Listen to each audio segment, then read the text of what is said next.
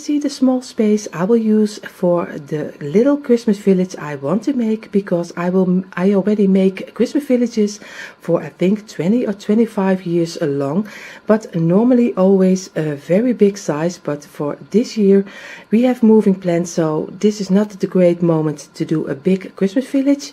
But I will show you also how you can make a Christmas village for a little small space. So you see here inside of a trunk, and like I said, on top of some books, and I will take you along.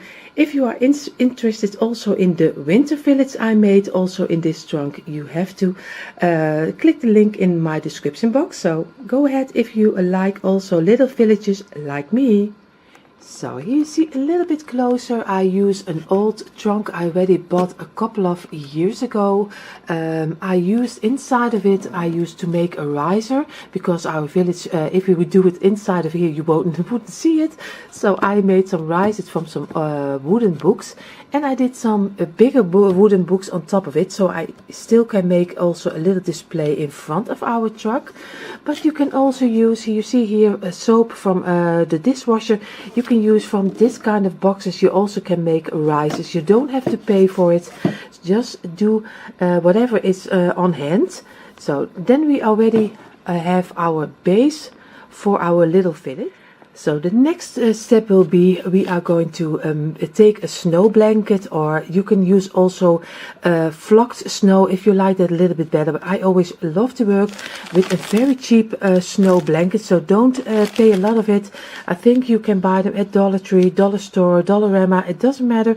It just have to be cheap. And of course I don't use them a second time, but of course if you are able to get everything off, you can use it for a second time. But they are so cheap, you can after Christmas I always throw it away. So I will make the snow inside of our trunk, and then I show you. So what I'm always trying to do is, when I have my blanket, I'm always trying to get it apart, so you get the two sides of your blanket, because the inside of the two pieces is a little bit more like snowy, feels a little bit more like snowy than just the outside. So try to get very gently, try to get it open, and you see already you get a nice, and then you are putting it back together. So, and what I always try to do is just the sides, just squeeze of, just pull a little pieces of your snow blanket away, so it looks a little bit more like real snow. Because if you look at this side, you just have a nice straight line, and snow is never straight, so you have to make it feel a little bit more like real snow. So just pull away pieces of your blanket, and you will see that it works a lot better. I hope you still can see it on camera what I'm doing. So you see, now I have a nice piece for putting my little houses on. So you see already I have the houses, 3 over there in the trunk and 2 over here, and I have just a layer of snow on top of our books, because I still want to see the structure of the book, so you can still see it's a book. I have 2 over here, and like I said, 3 over there. What I'm going to do right now is, you see already how easy it was, just a snow blanket, a couple of houses, and I'm going to install the lights right now. It's just a string of 5 lights, so you have one for in your contacts, at least like we call it here, and I have 5 of the houses are going on one piece of how you call it, here in the net you call it stopcontact, but it slipped my mind how it is in English, but you know what I mean. I'll show you in a moment.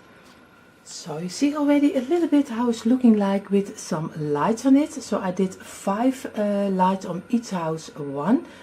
But what we're going to do right now is just going to work away a little bit of our wires.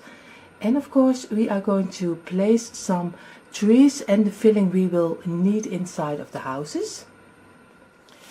So you still see we got a really problem, because I hope you already saw it earlier than I did, because I was taking place on the other couch, and I just was thinking that if I am sitting down I can never see what's behind these houses in my trunk, because the houses are too high. I like the wooden book, but I have to let it go, and I just going to take a piece of cardboard, measure it out, and I'm going to do the snow on top of it, and I let the houses down for a couple of centimeters.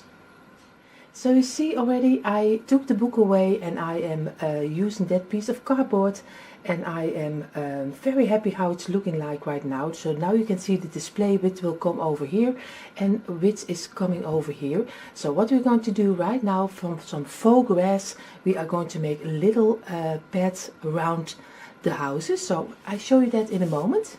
So you see I have some pieces of faux grass. Of course I have lots more, but the little pads doesn't have to go that big. So I am just going to take little pieces, and I'm just cutting just little pads out. So, and I am going to place them under the little houses, just to give a little bit more of an like you have a real village. So here you see already I did the walk path, and of course I did the little fields in front of it, and of course I'm going to use some figurines by now. But of course you can make the sideways, the fields any way you like. If you like a little bit more rounder, you can do it. You can more do a square, you can do anything you like. But I loved the greenery, what the color was inside. It gives a little bit more of a rustic feeling. Of course, later on we will work everything away, because my Christmas village always has to have the feeling that you are really there and it's coming really to life. So what we're going to do right now, we're going to place the figurines. So I just wanted to take you a little bit closer just to see how my setup of my figurines will be. So this is a little bit how I want, but you can make any display you like. This is my setup, and I'm going to do right now, I'm just going to glue the figurines on top of the faux grass, because later on I can pull it off.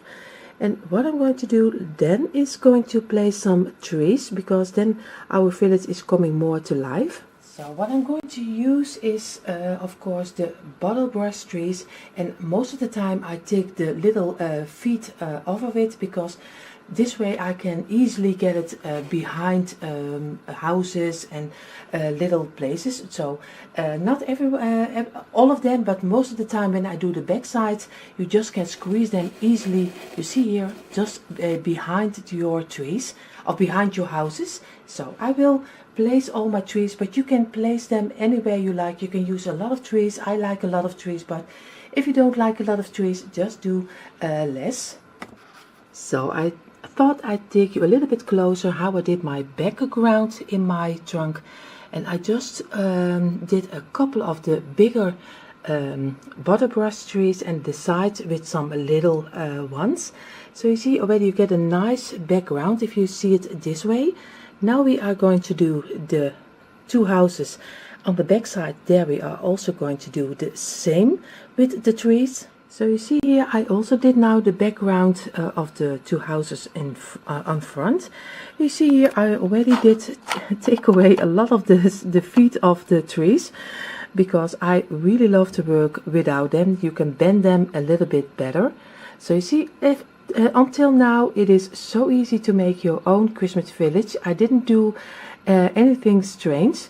So what I'm going to do right now is just place some little wooden fence. So you see I did the fence in front of it, of course in my trunk, and also over here on the underpiece of our little village.